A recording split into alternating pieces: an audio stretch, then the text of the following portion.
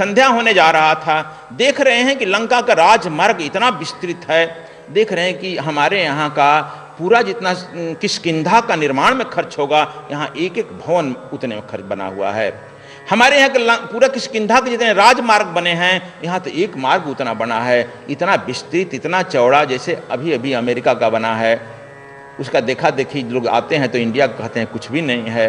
तो कहे हनुमान जी चकराते हैं, पूरे विश्व का जो है अर्थव्यवस्था यहाँ बहते आ रहा है, इसलिए लंका का निर्माण हो रहा है। और यहाँ पर अब देख लिए कि हमारे यहाँ किष्किंधा के 1000 बंदरों का जो वस्त्र उतरेगा, एक यहाँ के लंका का राक्षस का उत्तरीय बनता है। हमारे यहाँ लगभग 1000 बंदरों का भोजन छीन कर आएगा, तब यहाँ पर एक आदमी का नाश्ता बन रहा है। और चारों तरफ भोजन में मांस, मछलियाँ, मदिरा का ही प्रचलन है। यह हनुमान जी धीरे धीरे उस लंका में आगे बढ़ रहे हैं, आगे।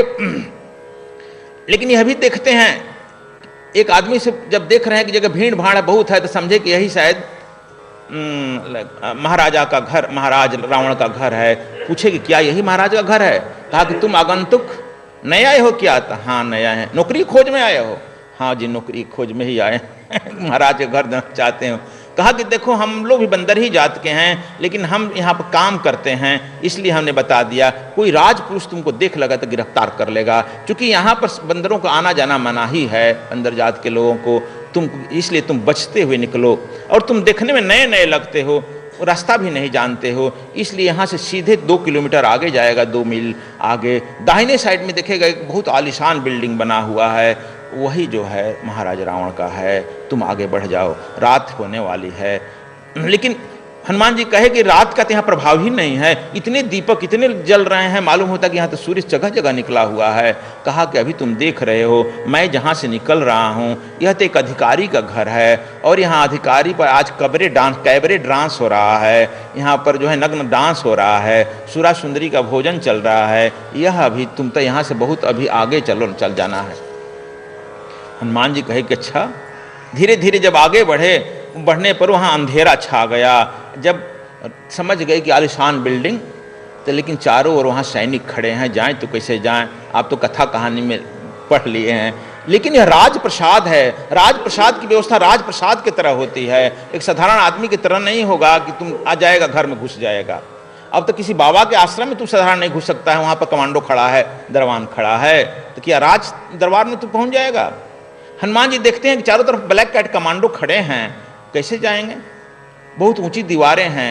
फिर देखते हैं कि उस गढ़ के चारों तरफ से बहुत गड्ढा काटा गया है, जिसमें अथाह जल राशि भरी पड़ी है। बड़ा यह प्रश्नवाचक चिन्ह हुआ, कैसे जाएं? फिर इंतजार करने लगे रात्रि का, कि रात्रि में जब ये मांस मदिरा में सोने वाले हैं, सब सो जाएं। तो पीछे की तरफ जब बिल्कुल पीछे मुड़ते हैं, देखते हैं कि वहाँ सुनसान जगह है। वहाँ एक बट वृक्ष बहुत विशाल राजमहल से निकला है, जिसकी डाली यहाँ तक आई थी। बंदर थे ही, पेड़ पर चढ़ना इनका स्वभाव ही था, और उस डाली के माध्यम से चढ़ करके जाकर राजमहल में छलांग लगा गए। छलांग लगा गए या पीछे से जब देखते हैं तो जगह जगह देखते हैं कि जितने जो इसके औरतें जो है क्या नाम है, रक्षक जो हैं, पुलिस कर्मियाँ जो हैं, वह भी मांस मदिरा का चल रहा है सेवन, सब सोया है, नग्न सोने वालों का भीड़ है। राजमहल में जब प्रवेश करते हैं तो देखते हैं कि यक्ष की लड़कियाँ, गंधर्व की लड़कियाँ, नाग की लड़कियाँ, देव कन्याएं, बंदर कन्याएं, सब सुंदर नंगे पड़ी है। वो भगवान जी महाराज कहते हैं यह तो है पशुवत्व भी दे करके इसको जो है लज्जा जाएगा। फिर धीरे जब रावण के दरबार में पहुंचते हैं, वहाँ पर भी देखते हैं कि यही दृश्य है, मांस मदिरा और लड़कियों का नग्न सोया, इस तरह से कोई पड़ा है, क्या क्या विभिन्न दृश्य देख रहे हैं। देखने के बाद बड़े उन्हें घृणा होता है कि यह जो है ऊंच निवास नीच करतूती, यह इस तरह के लोग, यही जाप चल रहा है। फिर जब रावण के महल में जब देखते हैं एक अति सुंदर औरत को, तो उन्हें काठ मार देता है। क्या जानकी हथियार डाल दी? जिस सुंदरता के बारे में हम पढ़े थे तो यही सुंदर है, क्या हुआ, मैं क्या करूं? उम्र का अंदाजा लगाते हैं कि 12 वर्ष में शादी हुआ था, 10 वर्ष वो राज में रहने के बाद जो है वनवास हुआ, 10, 12, 22 वर्ष, और यह लगभग 13 वर्ष यह हो गया, 12-13 वर्ष, बढ़ते हैं 36-37 वर्ष। उनका उम्र, प्रौढ़ औरत, यह तो प्रौढ़ औरत मालूम हो रही है। मन में बड़ा शंका होता है, लेकिन पुनः होता है कि नहीं, जानकी ऐसी नहीं हो सकती है, उनके प्रति ऐसी हम लोग विचार नहीं कर सकते हैं। मन में उठा ही कैसे, तब तक से उन्हें संचार होता है और राजमहल से बाहर निकल आते हैं। राजमहल से बाहर निकल आते हैं, तब तक से उन्हें याद आया कि हमारे पिताजी ने कहा था कि यहाँ पर भी विश्वामित्र जी ने एक आदमी को नक्षत्र नियुक्त किए हैं, वह विभीषण है। और विभीषण यहाँ का राजकुमार भी है, यहाँ का होम मंत्री भी है, क्यों न मैं विभीषण से संपर्क स्थापित करूं। और सुबह सुबह जब आगे बढ़ ही रहे थे, थोड़े ही दूर पर एक नेम प्लेट दिखाई पड़ गया, विभीषण होम मिनिस्टर। बड़ा खुश हुए, भाई यहीं पर मिला। लेकिन इन्होंने कहा अपने साधारण वेशभूषा में, भाई हम होम मिनिस्टर से मिलना चाहते हैं, विभीषण जी से मिलना चाहते हैं। कह दिया कि यह तुम नए नए आए हो, चल हट यहाँ से, इनसे मिलना जा करके तुम जब 10 बजे समय लेना, अपॉइंटमेंट लेना, मिलेंगे। और तुम किसी से मिल लेंगे, तुम्हारी क्या औकात है इनसे मिलने के लिए। लेकिन देखो, अभी भी तू राष्ट्रपति भवन में जाएगा, गेट पर ही जाएगा तो सीसी कैमरे जो लगे हैं अंदर तक हम लोग गए हैं, अंदर वह जो बैठा अधिकारी है वह देखता है किस गेट पर कौन आया, पक्षी भी आ रही है तो आ रहा है। तो वह विभीषण के यहाँ भी लगा था, वह देख लिए कि यह तो एक आदमी, साधारण आदमी है, रात में ही हमने सपना देखा है, सुबह आ ही गया कोई बंदर। तुरंत उन्होंने भी घंटी बजाया और आया प्रहरी, कहा कि जो अभी विप्र रूप में आया है, जो ब्राह्मण आया है विप्र, उसको अंदर भेजो, लौट लौटाओ। अंदर जब गए तो पूछा है परिचय, और इन्होंने अपने ठीक ठीक बता दिया है। तो कहे हैं विभीषण जी, विभीषण भी सत्य सब बात बता दिए हैं कि देखो इस तरह से हमारा व्यवहार हो रहा है, और हम तो रात में ही सपना देखे हैं, तुम आ ही गए, तब तुम्हारो मंत्र विभीषण माना, लंकेश्वर भय सब जग जाना। कहा कि आप हमारा गुरु बन ही जाइए, तत्काल मुझे दीक्षा दे ही दीजिए, वैष्णव धर्म में स्वीकृत कर लीजिए। अब अच्छा इसे मुहूर्त नहीं मिलेगा, सुबह सुबह आए हैं ब्रह्म मुहूर्त में। अब विभीषण तुरंत तैयार वार हुआ। हनुमान जी भी वहाँ स्नान करने का मौका मिल गया, सोचे कि चलो हमको भी कुछ नाश्ता पानी मिल जाएगा। 2 दिन से भूखे घूम रहे हैं रोड पर, सब इधर देख रहे हैं, उधर मांस मदिरा का ही ढेर ढा रहा है। तो इसलिए वह भी स्नान हो लिए और विभीषण को वहाँ मंत्र दे दिए। मंत्र देने के बाद कुछ नाश्ता पानी इनको भी मिल गया, कर ही लिए। कहे विभीषण जी, कहा कि गुरुदक्षिणा क्या देगा? कहा कि जो कहिए। कहा कि अभी गुरुदक्षिणा यही दो कि हमारी गुरु माँ से भेंट करा दो। कहा कि आपकी भी गुरु माँ? आपके तो सूर्य हैं ना? कहा कि सूर्य हैं, तुम नहीं जानते हो। सूर्य ने कहा था अपने पुत्र सुग्रीव की रक्षा करने के लिए, और सुग्रीव को जब ही मैं राज दिलवाया तब मैं सूर्य को प्रणाम किया, गुरुदेव मैं चलूं?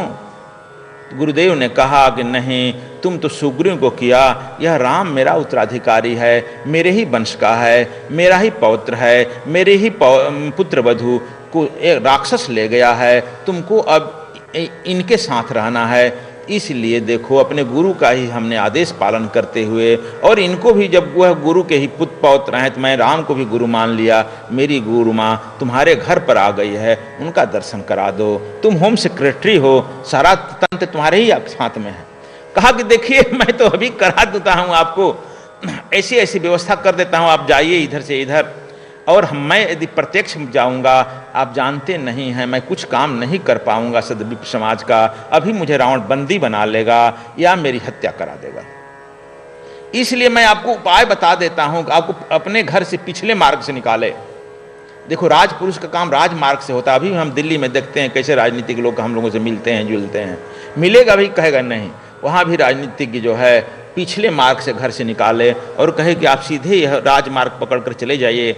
हाँ, हम इशारा कर देते हैं, आपको कोई गिरफ्तार यहाँ तक नहीं करेगा, और वहाँ पहुँच जाइए। वहाँ पर जा करके आप किसी तरह से अंदर प्रवेश कीजिए। बीच ऊंचे स्थान पर मंदिर बना है, वहाँ पर हमने सीता को रखे हैं, साथ ही मेरे गुप्तचर हैं, और मेरे गुप्तचर जो हैं आपको मदद करेंगे, और लोगों को मैं नहीं कुछ कहने दूंगा, आप चले जाइए।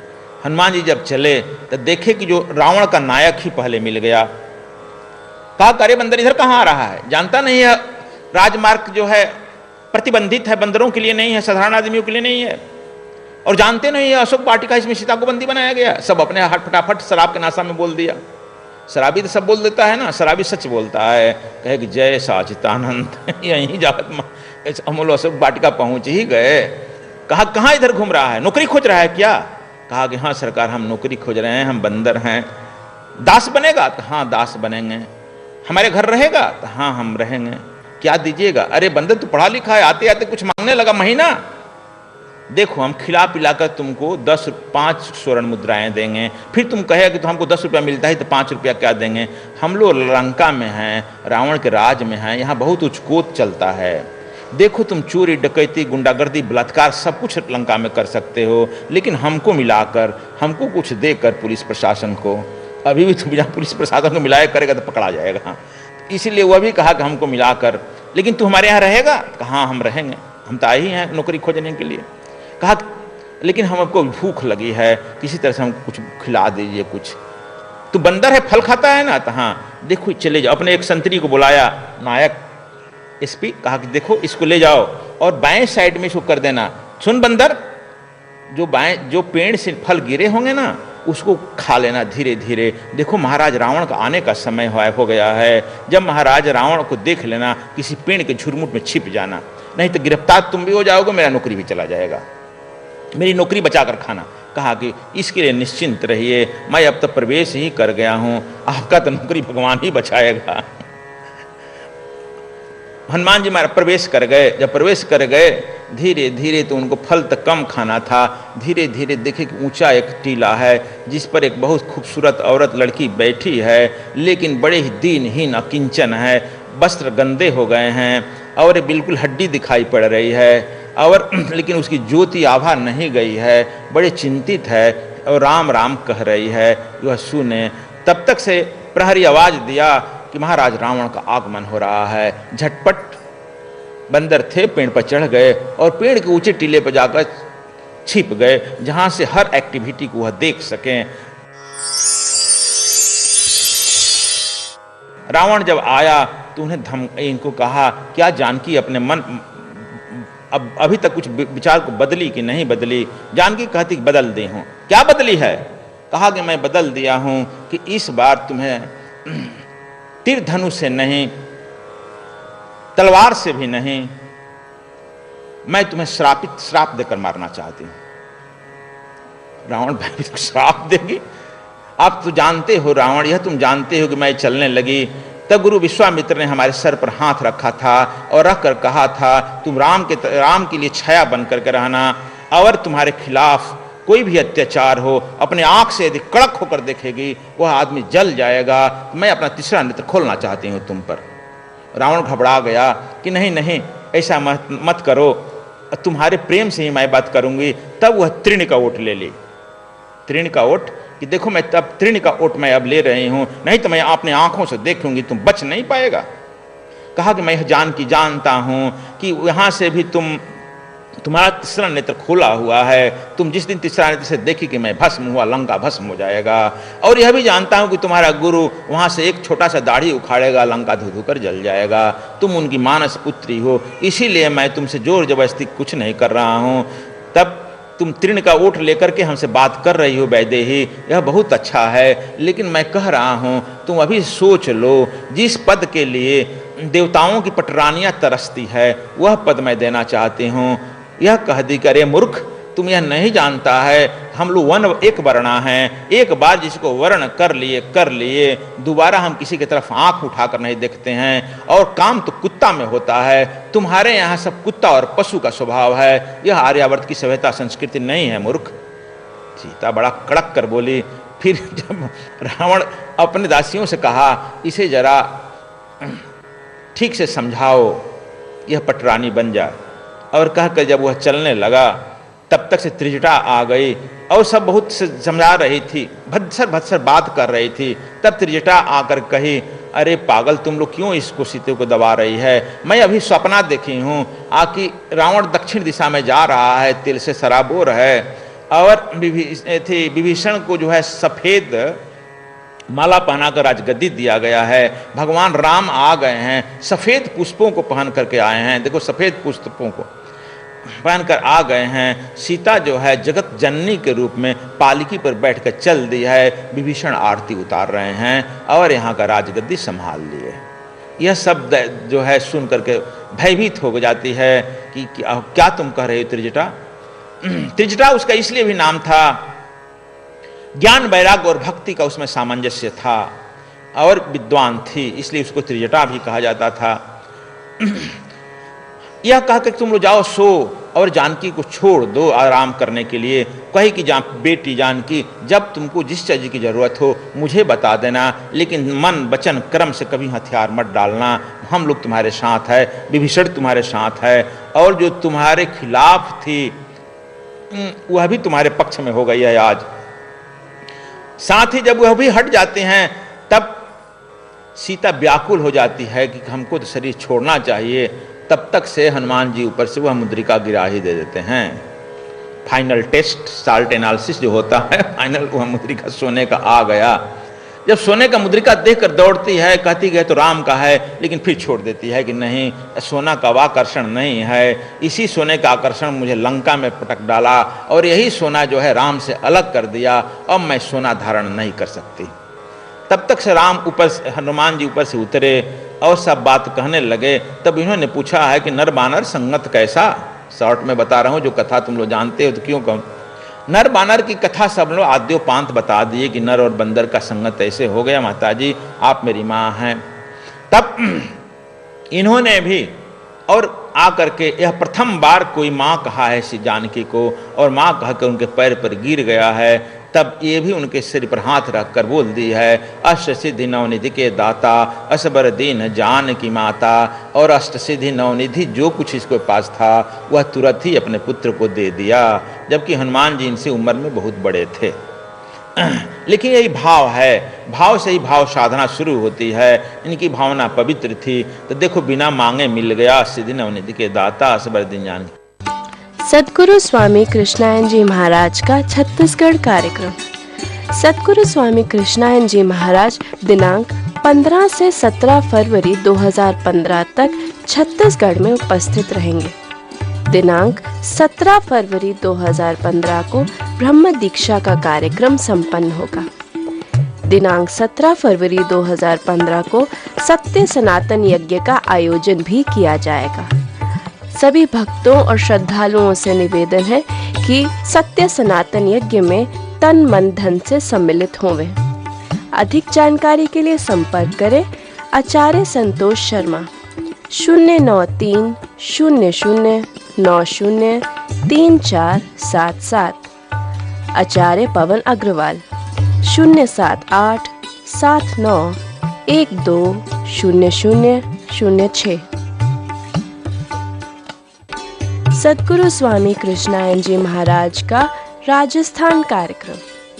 सद्गुरु स्वामी कृष्णायन जी महाराज 21 से 23 फरवरी 2015 तक लालसोट राजस्थान में उपस्थित रहेंगे। दिनांक 22 फरवरी 2015 को प्रांतीय सम्मेलन आयोजित किया जा रहा है। दिनांक 23 फरवरी 2015 को ब्रह्म दीक्षा का कार्यक्रम संपन्न होगा। इस 3 दिवसीय कार्यक्रम में सभी श्रद्धालु एवं सद्विप्र तन मन धन से सम्मिलित होवें। अधिक जानकारी के लिए संपर्क करें आचार्य अनिल अग्रवाल 094 13 73 5108, संजय भंडारी 097 99 87 2501, सुनील शर्मा 087 41 07 8725। सद्गुरु स्वामी कृष्णायन जी महाराज के साहित्य व प्रवचनों की DVD प्राप्त करने के लिए संपर्क करें 098 68 88 68 30, 099 68 43 02 03। मानव जीवन में सफलता प्राप्त करने की ध्यान प्रथम और अंतिम विधि है। वर्तमान युग में भौतिक और आध्यात्मिक उन्नति को प्राप्त कर मानव सेवा की कला सीखें। सद्गुरु स्वामी कृष्णायन जी महाराज की अमृतवाणी में स्वर योग साधना कार्यक्रम आस्था भजन पर प्रतिदिन रात्रि 9:20 पर और आस्था चैनल पर प्रत्येक रविवार रात्रि 10:20 पर।